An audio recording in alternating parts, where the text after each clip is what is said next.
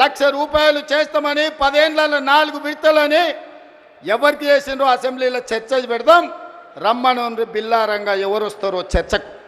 కానీ 10 నెలల మన ప్రభుత్వం చేస్తే 10 ఏళ్ళు వాళ్ళు చేయలేని పని మనం చేసినాము.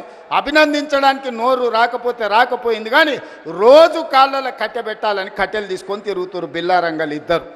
ఇట్లాంటి పరిస్థితుల్లో ఈ రాష్ట్రంలో ఆర్థికంగా వాళ్ళు చేసిన అప్పులు 7 లక్షల కోట్లు. ఇవాళ ఈ రాష్ట్రంలో ప్రతి నెల వస్తున్న ఆదాయం పాత్రికేయ మిత్రులారా రాసుకోండి. ప్రతి నెల ఈరోజు తెలంగాణ రాష్ట్రంలో వస్తున్న ఆదాయం 18,500 కోట్లు.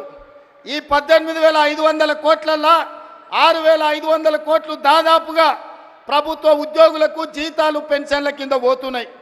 ఇంకొక 6,500 కోట్లు కేసీఆర్ చేసిన 7 లక్షల కోట్లకు అప్పు మిత్తి కింద కట్టడానికి పోతున్నాయి. ఈ 13,000 కోట్లు జీతభత్యాలకు కేసీఆర్ మన నెత్తి మీద మోపిన అప్పుకు ఇవాళ పోతే మిగిలిన 5,500 కోట్లు ప్రతి నెల ఆదాయం ఉంటే ఎన్నో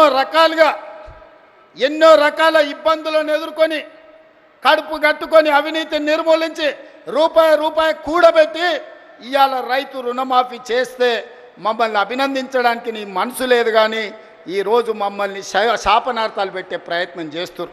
అందుకే ఇవాళ కేసీఆర్ బాధపడుతుండు. ఎందుకంటే రైతులకు రుణమాఫీ రేవంత్ రెడ్డి చేసే కదా, ఇంకా నాకేం మిగులుతుంది చెప్పనే. ఒరేసుకుంటే ఆనాడు ఉరి అన్నాడు, అవునా? ఒరేసుకుంటే ఉరేసుకున్నట్టే అని కేసీఆర్ ముఖ్యమంత్రిగా మాట్లాడిండా లేదా? అలాంటి చంద్రశేఖర్ రావు ఆయన 150 ఎకరాల ఫామ్ హౌస్లో ఒరేసుకుంటే ఆ వివరాలన్నీ బయటపెట్టి బండారం బయటపెట్టి బండకేసాయల్లో కొట్టిన ఇవాళ బాజాబ్తా తెలంగాణ సమాజం 66 లక్షల ఎకరాలల్లా 1,53,00,000 మెట్రిక్ టన్నుల వరి ధాన్యాన్ని స్వతంత్రం వచ్చినప్పటి నుంచి ఈ రోజు వరకు ఏ రాష్ట్రం, ఉమ్మడి రాష్ట్రం ఆంధ్రప్రదేశ్లో కూడా 23 జిల్లాలు ఉన్నప్పుడు కూడా ఇంత పంట రాలే. ప్రపంచ రికార్డు ఇవాళ తెలంగాణ రాష్ట్రం 66 లక్షల ఎకరాలలో 1,53,00,000 మెట్రిక్ టన్నుల వరి ధాన్యాన్ని పండిస్తే ఎంఎస్పి ఇవ్వడమే కాదు సన్న వడ్లకు ₹500 బోనస్ ఇచ్చి కొంటున్న రాష్ట్రం ఈ దేశంలోనే తెలంగాణ రాష్ట్రం ఉంది. రైతులను ఆదుకున్న ప్రభుత్వం ఇందిరమ్మ రాజ్యంలో ప్రజా ప్రభుత్వం అని నేను చెప్పదలుచుకున్నా. ఇవన్నీ కోల్పోయిన టాన్ కేసీఆర్ని అడుగుతున్నా, నీ దుఃఖమేందో నీ బాధ ఏందో నువ్వు చెప్పింది నిజమైతే రా అసెంబ్లీలోకి రా, చర్చ పెడదాం. తారీఖు నిర్ణయించు చంద్రశేఖర్ రావు, ఏ రోజు చెప్తావో ఏ సమయం చెప్తావో ఆ రోజు అసెంబ్లీ పెడతా రా. నువ్వు ఓడితే ఇంట్లో పోయి బంతవా? రాహుల్ గాంధీని చూసి సిగ్గు తెచ్చుకో. 3 సార్లు ఓడిపోయినా ప్రతిపక్షం ఉండి కన్యాకుమారి నుంచి కశ్మీర్ వరకు 150 రోజులు 4,000 కిలోమీటర్లు మండు టెండల్లో మంచు కొండలో పాదయాత్ర చేసి ప్రజలకు అందుబాటులో ఉన్నోడు అంటే బాధ్యతాయుతమైన ప్రతిపక్ష నాయకుడు. అధికారంలో ఉంటే దోసుకుంటా, ప్రతిపక్షంలో ఉంటే ఫామ్ హౌస్లో వండుకుంటా. ఇదా నీ విధానం?